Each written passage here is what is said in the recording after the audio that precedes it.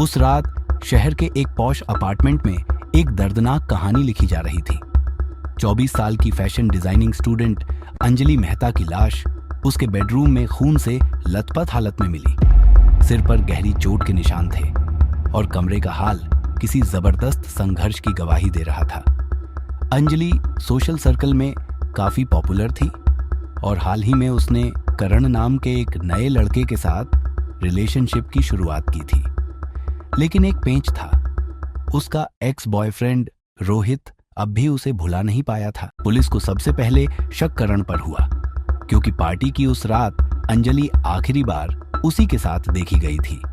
जांच में पता चला कि पार्टी के बाद दोनों के बीच बहस भी हुई थी, लेकिन जब करण का मोबाइल लोकेशन और सीसीटीवी फुटेज खंगाले गए तो सामने आया कि करण रात 10:45 ही अंजलि के फ्लैट से निकल गया था और उसके बाद सीधा अपने घर गया, जहां की सोसाइटी के गेट कैमरे ने उसकी एंट्री रिकॉर्ड की थी। उसकी कॉल डिटेल्स और मोबाइल नेटवर्क भी उसी को सपोर्ट कर रहे थे। इसके बाद पुलिस ने शक की निगाह अंजलि की रूममेट निशा पर डाली। निशा अंजलि से अक्सर चिढ़ी रहती थी और उसकी डायरी में कुछ गहरे इमोशनल नोट्स पाए गए। मैं बस एक बार सबसे बेहतर बनना चाहती हूँ, लेकिन अंजलि हमेशा सबकी नजरों में रहती है।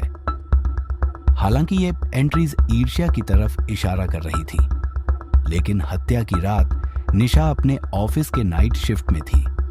वहां के सीसीटीवी और एंट्री लॉग से साफ हो गया कि वह घटना स्थल पर मौजूद ही नहीं थी। जैसे जैसे पुलिस ने जांच आगे बढ़ाई, रोहित की गतिविधियां संदिग्ध लगने लगीं। कॉल डिटेल्स में पता चला कि उसी रात उसने अंजलि को लगातार कॉल किया था, 17 बार। इतना ही नहीं, बिल्डिंग के सीसीटीवी में भी वह देर रात लगभग 12:15 पर अपार्टमेंट में घुसता दिखा, लेकिन बाहर निकलने की कोई फुटेज नहीं मिली। जांच में पाया गया कि उसने अगली सुबह सीढ़ियों के आपातकालीन रास्ते से चुपचाप निकलने की कोशिश की थी। सबसे बड़ा सुराग अंजलि के कमरे से मिला, एक भारी ग्लास ट्रॉफी जिस पर रोहित के फिंगरप्रिंट थे और उस पर खून के निशान भी थे। फॉरेंसिक रिपोर्ट से साफ हुआ कि वही हत्या का हथियार था। पुलिस ने जब रोहित से सख्ती से पूछताछ की तो उसने टूटकर सब कबूल कर लिया। उसका कहना था कि वह अंजलि को किसी और के साथ देखकर बर्दाश्त नहीं कर पाया। उसे लगा कि अंजलि ने उसे सिर्फ इस्तेमाल किया और अब भुला दिया। इसी गुस्से और नफरत में उसने अंजलि की जान ले ली।